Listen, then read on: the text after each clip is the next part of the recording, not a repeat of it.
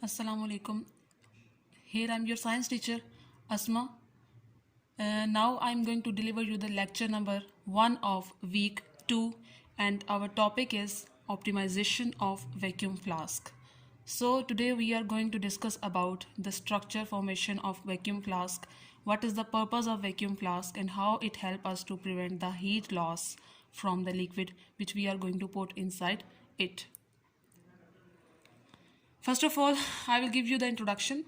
Uh, First point is vacuum flask minimizes heat loss for keeping drinks hot or cold. The very first thing or very major purpose of this vacuum flask is that how to prevent the heat loss. Either the drink is hot or cold. So the second point is a vacuum flask is a bottle placed inside a bottle separated by the vacuum. Now they are going to discuss about the structure of vacuum flask, which is shown in the figure. As you can see that there are two bottles which are separated by the distance, and that distance is named as a vacuum. So basically, what is the vacuum? Vacuum is the space which has no particles, neither solid particles nor liquids and or gaseous particles. The space which is without any particle, any type of particle, is known as a vacuum. Because when there are no number of particles in some space, then it must never travels the heat from that space. Third point is vacuum gap minimizes the heat loss. So this gap is very useful in the thermos flask or a vacuum flask, as thermos is a second name for the vacuum flask. So this gap help us to prevent the heat loss. That how, as I tell you, that the vacuum is basically a space which have no particles. So heat never travels when there are no particles. Heat only travels there where there are particles. Conduction and radiation reduced. As I have discussed in my previous lecture about conduction, which only takes place in solids, and radiations, but radiation does not need any material medium or the interaction of particles. Radiation takes place in the air without any interaction of particles, without the transfer of heat through the particles.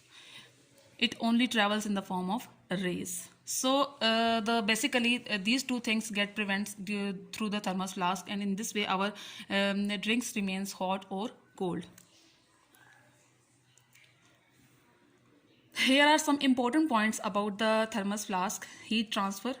Heat transfer is basically flow of, first point is conduction, flow of heat by physical contact. As I told you in the previous lecture when I have discussed about the topic of conduction, that conduction takes place only when the particles of solids are in interaction with each other.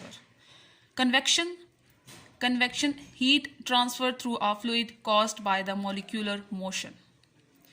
Convection only happens in the solids and liquids, and it only happens when the particles travels in the form of convection currents. Convection currents are basically the things in which the particles first gain their enough amount of heat energy, then they travel upside because their density gets lower, and then the particles which have low kinetic energy, they move downside and gain enough amount of heat energy to move upside. In this form circular motions take place and the convection currents happen, but thermos flask prevent the heat loss through the convection too. Now third point is radiation. Heat transfer due to electromagnetic waves. As there is no way to transfer the heat in the thermos flask through radiations in the form of rays, because it is totally a jar which is enclosed, which enclosed a liquid inside it, and that jar is also prevented by another jar and separated by the vacuum. Neglecting the heat transfer due to the conduction and convection, neglecting silver coating. So these three phenomena get stopped through the thermos flask. In this way, thermos flask is very useful in preventing the things through the atmosphere temperature, and in prevention of heat loss, either the things are hot or cold.